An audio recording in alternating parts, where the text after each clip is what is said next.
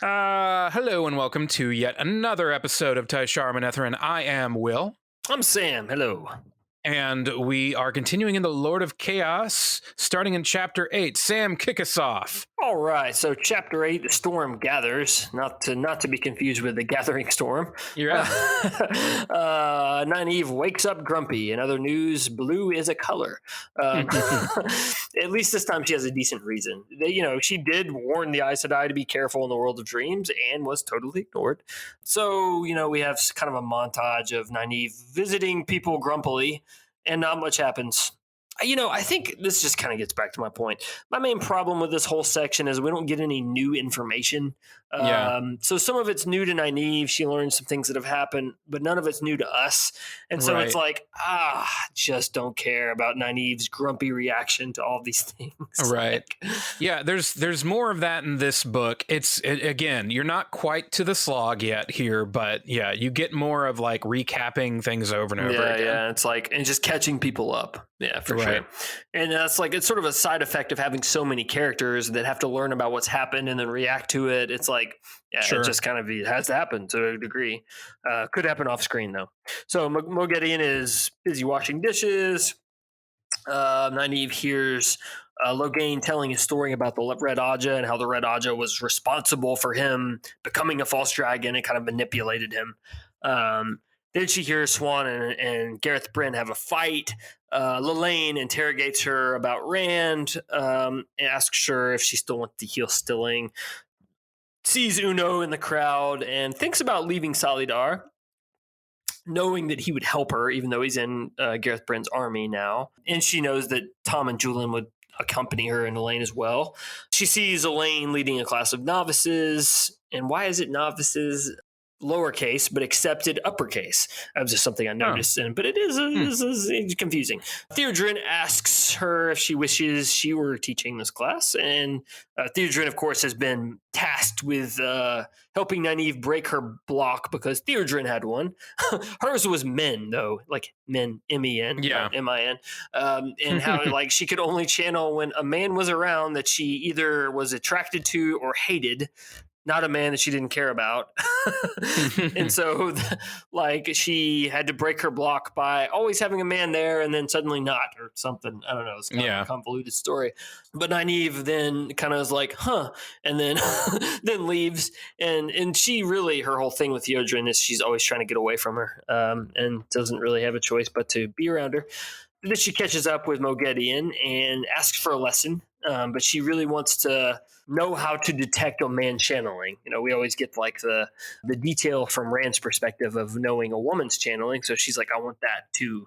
And then once again, Elaine bursts in and scares the fool out of her to tell with news that there is an emissary from Elida in town.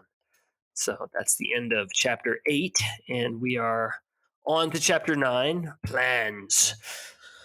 Plans. Plans. Wasn't that the name of a Death Cab for Cutie Indeed it was. Yeah, that's true. Good album too. So kids, Death Cab for Cutie, hopefully, they're still around. So. Yeah.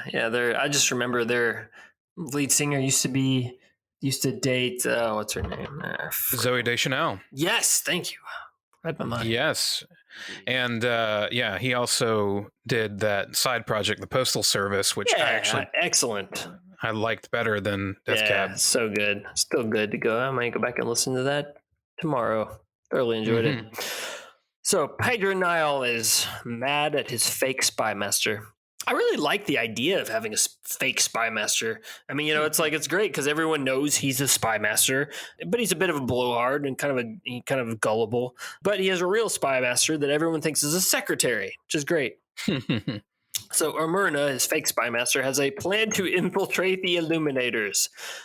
Yeah, okay. Not happening. He also thinks that Matan Stepanios, the king of Ilion, is going to join Niall. What seems wrong about that? Oh, right. One of the Forsaken rules Ilion. And Niall also rightly seems skeptical.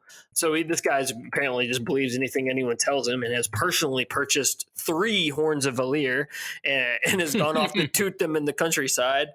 On the weekend. But anyway, before leaving, he does hand Niall a sealed bone cylinder that's come in.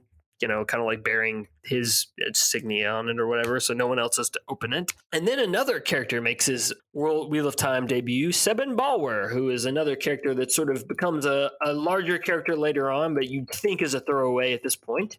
Right. You wouldn't have expected him to become a recurring, but yeah, he does. That actually gets into one of the kind of issues that really starts to happen, especially in this book, from this book on, is that you get so many different characters thrown at you. Like this book, I think is the, one of the first ones where you really get just a torrent of new characters. Really, it's true, yeah.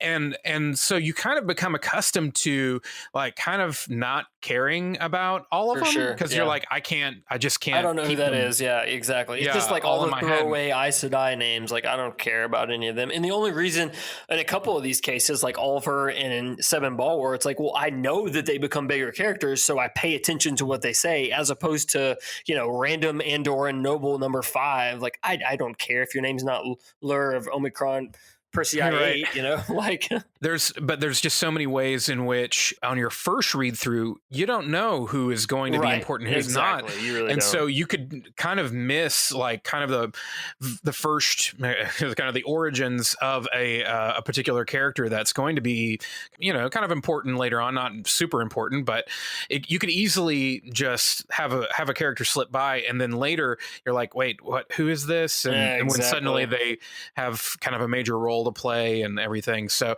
yeah, it is the number of characters does start to become overwhelming in this book. Yeah, it does. And especially like here, it's like, okay, this is White Cloak scheming. Why would I care? Like just zone out a little bit and like, let's get through this, get back to the channeling. But no, we know this is Sebin Balwer is important, so we're kind of paying attention at least a little bit. I guess spoiler warning, but it's not like we're telling you anything and just saying he's showing back up again. Yeah. So, of course, he shows up. He is Niall's real spy master, and he's described as dusty, just kind of a dusty little man. He believes in nothing, perhaps not even in Dark Friends or the Dark One. So he's like an ultimate skeptic. Probably be an atheist nowadays, I guess. Tells Niall that Davram Bashir is in Camelin with an army, which is true. And he says that the rumors say it's 30,000, but that would leave Saldaea with nobody. So it's probably half that or some amount less than that. And he generally seems to have his facts straight, more or less. So while he's there, Niall reads the message, in which it's from an informant he has in Tenjico, who lived through the Shan-Chan occupation.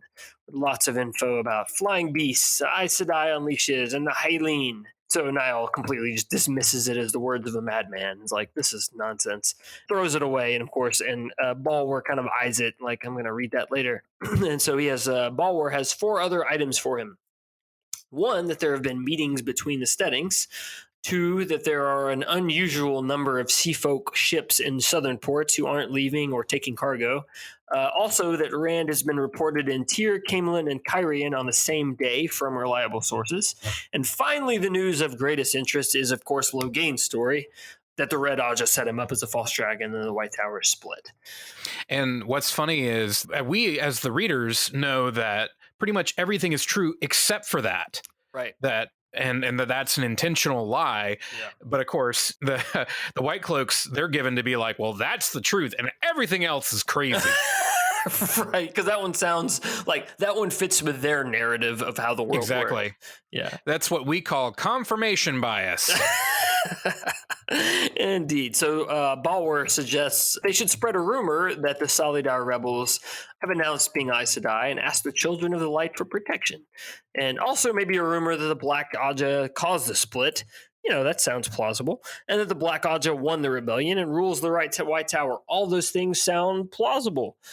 He also thinks Niall should press Morghese because she's stalling for time. So then we switch to Morghese herself, who is falconing or hawking or whatever. I really have trouble caring. Honestly, this whole thing. Yeah, just like, Morghese, not interested. Yeah. So she's found out that Galad is one of the Children of the Light, and she doesn't really seem to care that much because he's not actually her kid. But, she still cares a little bit, I guess.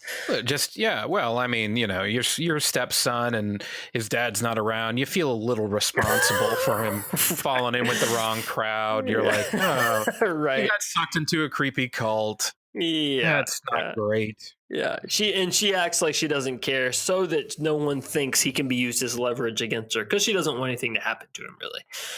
And she doesn't want leverage against her. So she sees some refugees and wonders if Rand has caused the same thing to happen in Andor. And that's all about Morghese. Yay. Then on to chapter 10, A Saying in the Borderlands. So Rand is in the palace of Camelin with a guard of 20 maidens, a dozen Sovinai knife hands, not to be confused with scissor hands, Bail of the Goshian, and Bashir with the Saldeans. And he laughs out loud for no reason. Bashir, of course, takes it in stride. As he said, he doesn't care if he's crazy. And of course, the IE will just figure it's Wetlander humor that they don't understand. There's probably a chicken involved. I don't know. Surely it's the water. It's got to be the water. Got to be the water. Like the water is the point of the joke, right? Exactly. Yeah. So Bashir is telling Rand that for every man who fled Camelin, 2 have come to join the dragon. And there continue to be strange occurrences related to Taviran, like a basket of roof tiles fell, landed in the shape of the Aes Sedai symbol, like you do. It also tells him that some poor fellow was hanged for doubting that Rand was responsible for this stuff. And Rand said that whoever did that needs to be arrested for murder, because it isn't a crime to doubt him, except when they start saying he killed Morghese and they should rebel. Those he wants thrown in prison, because you can't have a rebellion while you're trying to take on the Forsaken. Like, I can't deal with Camelin right now. I got to deal with Ilion. A lot on his head, a lot on his mind. So there's some more intrigue, Game of Houses kind of stuff about Elorian and Pelivar. I just have trouble carrying. On the other hand, there's news that 2 Aes Sedai have taken rooms in town. You know, when it comes to that Game of Houses stuff, it's like, all right, none of them can channel. Like, it's just hard. It's just, they're not Forsaken. It's hard to care. Right. I don't well, care. And I mean, it's the thing. It's the reason why I couldn't get into Song of Ice and Fire is so it's the political aspect of the fantasy world put in the forefront as right. It really was. That's kind totally fair. Yeah, kind of the main thing. And so like this, it's a subplot. And so if you're into that, then cool, here it is. Right. It's not the main course. Right. I can appreciate the fact that it's there and that, yes, this makes it feel more real. The fact that there are real politics that are still going on, that, you know, would happen regardless of what is going on in the world. And that while, you know, they're affected by everything else, I think one of the things that's interesting is, and I mean, I think you can chalk this up to seeing it even with what's going on in the world today. No, we're not going to get political, but I just think it is interesting. Politics continue in spite of crises, in spite of crazy stuff going on. So, you know, it's fair, but it is boring. That's well said. I agree with that. Yeah, you know, with the Song of Ice and Fire, the only thing I'll say about that is the only reason I got into those books at all is because of the ice zombies, honestly.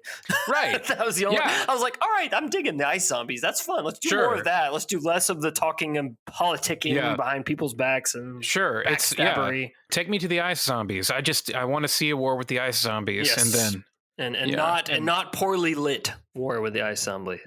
Yes, and hastily assembled and abruptly ended. Indeed, poorly ended. Yeah. There's no way that was going to end well. So Rand resolves that he is not the Wicked Witch of the West or East or whatever. Anyway. Or Alka-Seltzer. Yeah. Mentos. Lo and behold, he goes into an inn and there's a bunch of Two Rivers girls there, including Matt's sister Bode, Cawthon. They are traveling to Tar Valon to train in the tower to become Aes Sedai. And they have not gotten the memo about Rand being the Dragon Reborn. So he's talking to him and he's like, wait, you're going to become Aes Sedai? What? And then Varen and Alana show up and kind of interrupt everything and ask to speak to Rand in private. And it's mostly a fruitless conversation. Rand doesn't want to tell them anything. They don't want to tell him anything. And they don't really know anything because they've been in the Two Rivers when all this stuff's been happening. Then things head south when Alana just randomly bonds Rand as a warder. Right. Yeah, on first reading, this really felt like it came out of nowhere. And on second reading, I appreciated a little bit better, like that. Yeah, she could have had this plan of like, hey, somebody's got to bond him so that we know where he is, and we can kind of keep tabs on him. Maybe, Yeah, I maybe just read it as him. it was a completely impulsive decision she made, and she was a little bit mentally or emotionally unstable because she just lost a order, Right. And so it Yeah. was like, yes, it was a rational thing it was a logical step for her to take, but also it was a bit of an impulsive thing that she did, a reckless thing that she did to bond Yeah. a man who can channel, who's the Dragon Reborn, not knowing how he's going to react. Of course, he didn't react well. Yeah. But yeah, Yeah. I mean, it was reckless. It was downright reckless, for sure. Yeah, and at this point, we don't know a ton about Alana. We spent time with her in the Two Rivers, and we know she's decently powerful. She's actually more strong in the power than Varen. Yeah, and that she's green and everything. So as a first time reader, it's like, how should I react to this? Like, is obviously she's reckless. Obviously it wasn't right for her to bond him without permission. And she was downright sneaky about it. She says she wouldn't do anything to hurt him, so he lets his guard down. Yeah. And well, okay, is she evil though? Even though this was wrong and everything, and it's like, well, and it just gets back to like, are any Aes Sedai who aren't Black Aja evil when they're trying to do what they think is right, even if it's manipulative and doesn't always take into account other people's kind of feelings and emotion, right, and situations, and yeah. So Rand, of course, throws a shield over both of them, even as they try and fail to shield him. And they're sort of shocked at how powerful he is. But he is not happy at all about this. He storms out and tells them to stay away from him unless he sends for them, but to stay in the city. You can't leave. You have to stay now that you've done this to me. So the girls confront him on the way out and ask him if he really is the Dragon Reborn. So in response, he lifts them up with flows of air, which is terrifying to them. So he leaves.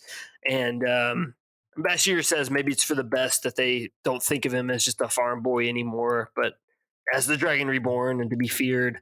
And it's just the right thing. And he's like, yeah, maybe you're right. Maybe that's true. Even though it's kind of sad, it's like, just another vestige of his shepherd past is just kind of lessened by this whole scene. Yeah, must be what it's like when you become famous and you go back to your hometown and everybody treats you different. Mm-hmm. For sure. Yeah. Except you're, going crazy and have powers. Right. And are destined to destroy and or save the world. Indeed. Hate it when that happens. Yeah, it's so inconvenient. That's for sure. On to chapter 11, Lessons and Teachers. It's a Varen perspective. She's mad at Alana, worried about Rand. So the girls are all in a tizzy. So he tells a maid to bring them tea with a generous splash of brandy in it, and for the maid to have some as well. And she's trying to get them to settle down, but they won't. So Alana does an illusion and makes herself seem super tall, and her voice is booming all over the place, and orders them to go to their rooms before she can count to 5. And I kind of wish I could use that trick on my toddlers, except it would probably scar them for life and scare the crap out of them, which would be counterproductive. Right. Especially since my 2-year-old told me he was scared of a fan tonight. But anyway, well, that's I assume the fan in his room, or just just the fan in his room. I was like, buddy, I don't know what to tell you. You're just talking about fans. I think he really just didn't want to go to sleep. It's any trick to that's pretty. Yeah, that's actually a pretty good one. Like, as far as. Yeah, like, I'll just go in there and he'll say, "I scare we." Yeah. Anyway. Dad, can you take that fan apart? I know that's going to take a while. Yeah, I had just put another one together the other day. I swear I've installed so many appliances during this quarantine. Washer, dryer, fan. So Alana and Varen are discussing the possibility that the tower really is broken. They haven't been around. They've been in the Two Rivers. They didn't know it happened.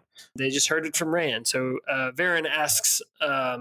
Then Varen is just like, what the heck were you doing bonding Rand as a warder? And so Alana says, the Varen are too important to let roam free, and it should have been done a long time ago. But they're both shocked at how strong Rand is in the power. And So Varen says, "This is what I propose." And Alana leans forward. And then we cut to Rand, who is galloping back to the palace, trying to get Alana out of his head, ignoring his Aiel guard and their shouts for him to wait up. And this is a theme throughout this book of Rand running away from his honor guards, or his regular guards. So, in a rage and a panic, he opens the gateway to the farm so that he can get her out of his head, maybe at a distance. But nope, she's just a little fainter, but still there. But while he's there, he sees there's 7 students there with Taim. Damer Flynn is trying to blow up a rock and succeeds, flinging rock shards everywhere. So Taim tells him to remember to put up a shield next time. So Rand asks where Henry Haslin, Henry with an E, so I'm picturing him at Starbucks saying that's Henry with an E at the end to a Starbucks barista. and then it comes out and it's Ethan. True. I feel like Henry would probably be like, it's Henri. Yeah, probably so. Apparently, he'd be drunk because he's always drunk. That's apparently has a drinking problem. But he was master of the sword for the Queen's Guard, and Rand had sent him to the farm to train the Ashaman to use the sword. They're not Ashaman yet, but the men there. And Taim had sent him away because we've got the power. Like with Bashir, Rand makes the point that there could be times where the power isn't an option. Need to know how to handle a sword too. Fair. Loose Theron puts in, kill him. And then Rand mentions Varen and Alana, and Taim says, well, I can kill him for you if you want, if you're not up to the task. And Rand's like, no, stay away from him. Again, like, super shady. Yeah, like, if you want him dead, I can make it happen, man. I don't know what to tell you. It's like something from Tiger King. Like if it is like something from Tiger King. If you were hanging out with somebody and they're just like, hey, if you need me to kill that person for you, like, I could do it. I would be like, I'd be kind of uncomfortable. I think I should leave now.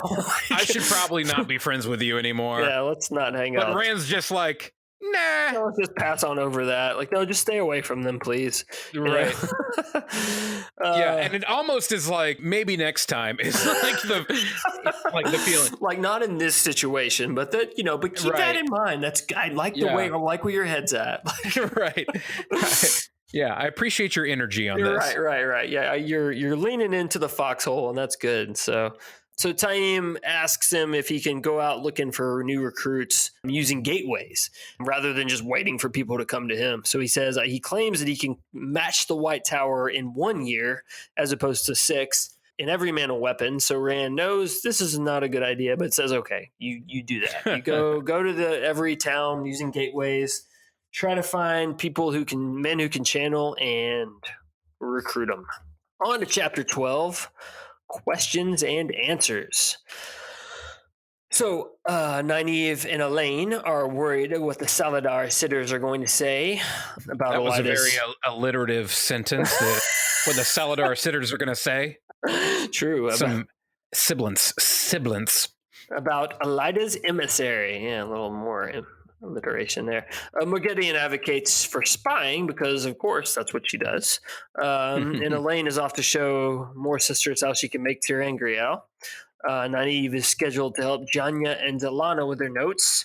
Then another lesson with Hudrin to break her block. Elaine, break a block. Yeah. Elaine leaves with the bracelet, and suddenly Morgedian is a little more confident. She says they should go to Rand because sooner or later the Aes Sedai are going to find out about Morgedian and they're going to skin you alive. Nynaeve's like, you clean the room and pay special attention to my chamber pots. And storms out, as you do. Then she goes to find Brigitta and asks if she...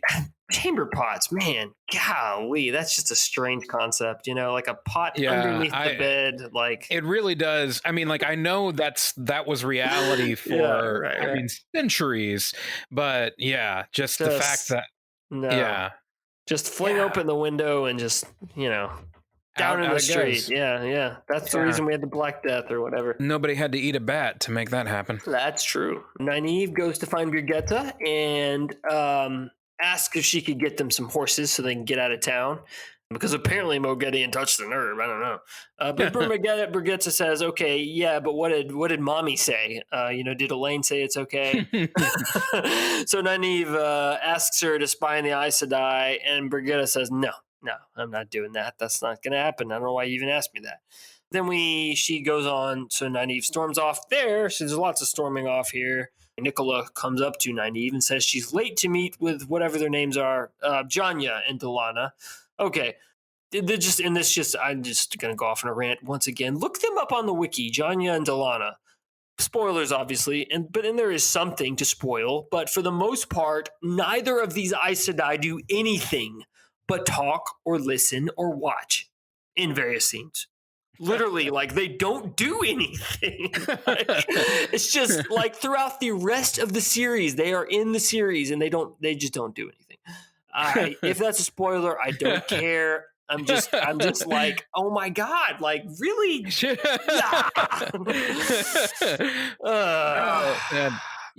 I mean, every now and then you just got to have a character or two that's completely pointless.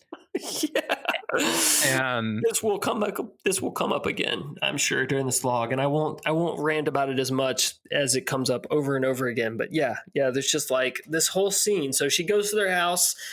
Janya offers her mint tea. They don't really want her to take notes. They just want to grill her about Rand. So she has nothing new to tell them because she has told the same thing to Aes Sedai over and over again, that be stubborn and doesn't like to be pushed to do things. And that's it.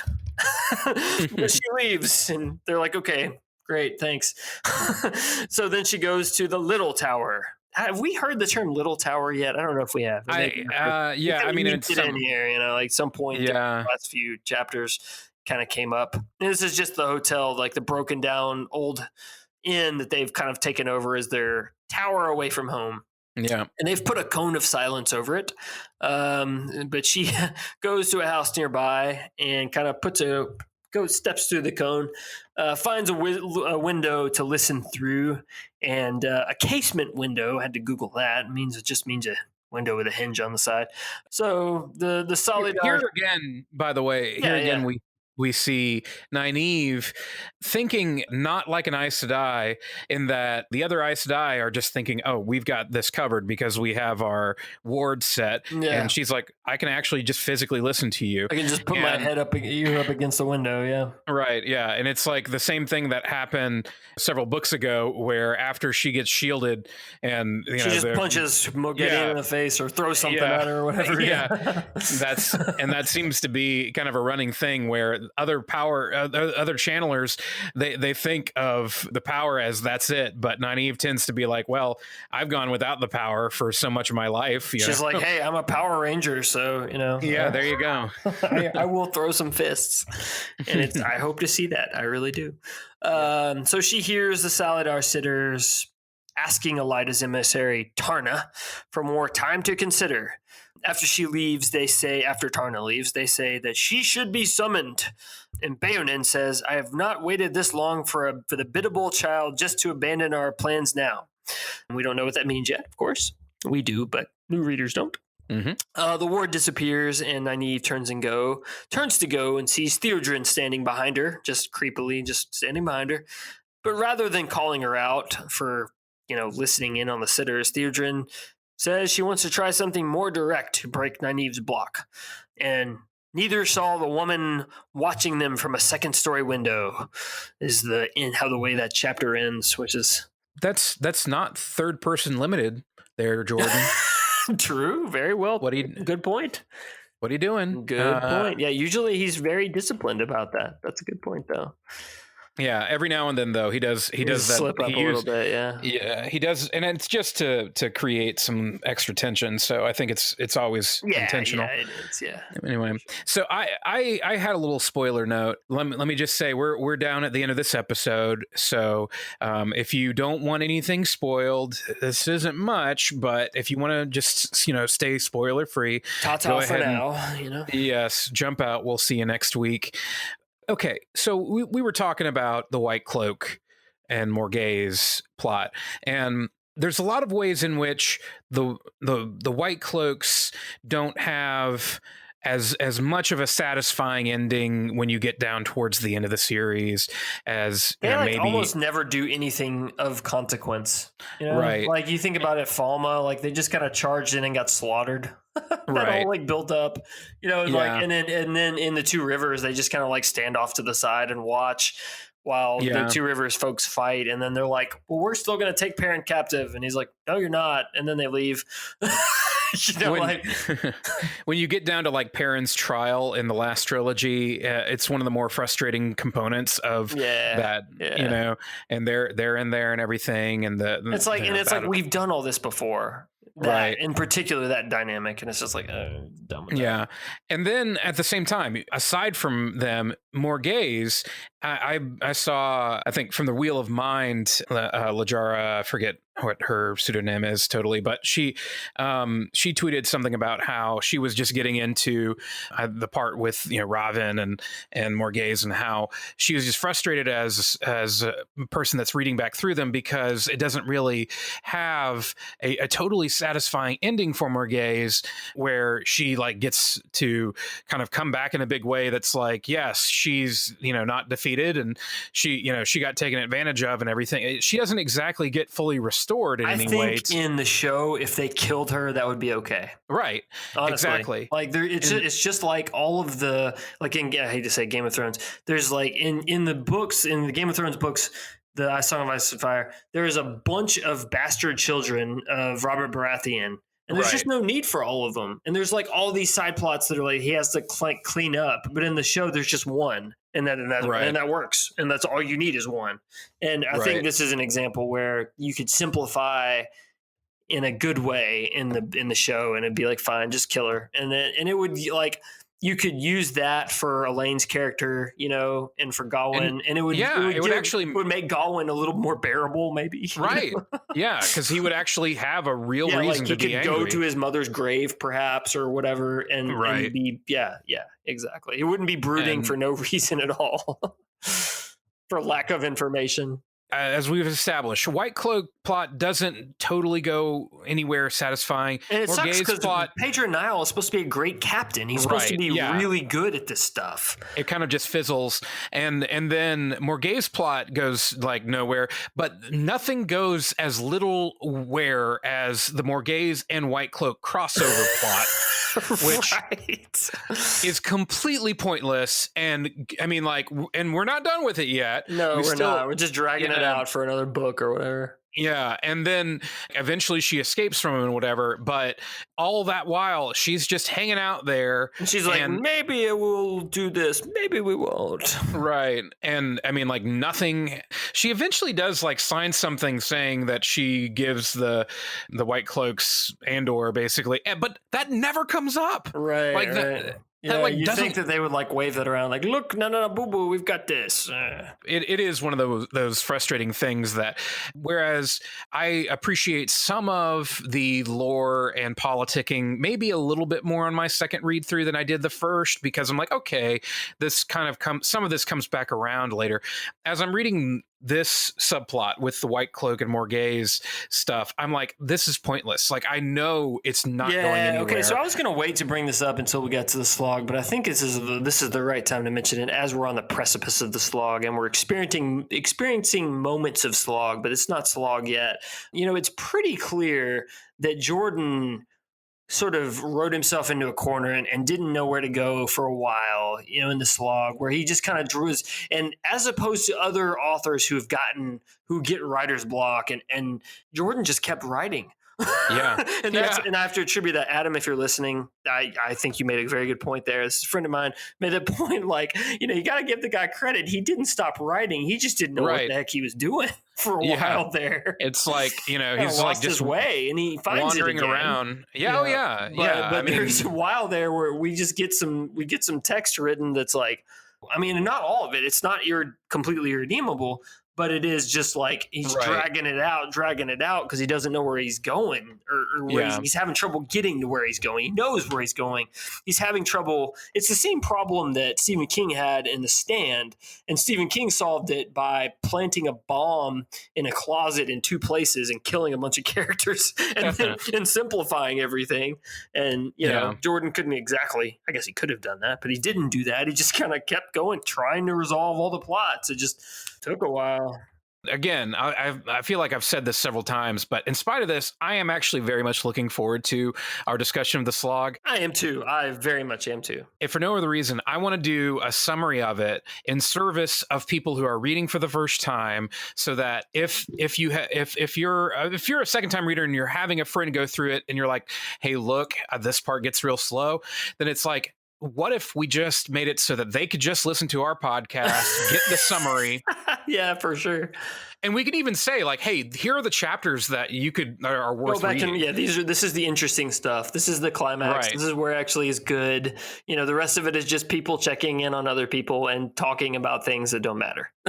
So I'm looking forward to with that. Yeah, me too. It'll be fun. All right. Well, with that said, we are done for this episode. Thanks for joining us again. We always love to hear from you. Visit our website at tsmpodcast.com or go to our socials at Facebook, Instagram, and Twitter, Podcast TSM. We love to hear from you. You can always email us at stuff@tsmpodcast.com and say nice things, and we'll mention you on the air. Give us a correction if we said something, or maybe challenge us on some of our views. We always love it when people offer something different. So go ahead and jump in there. We love hearing from folks. So anyway, thanks again. And until next time, Tai'Shar Manethrin.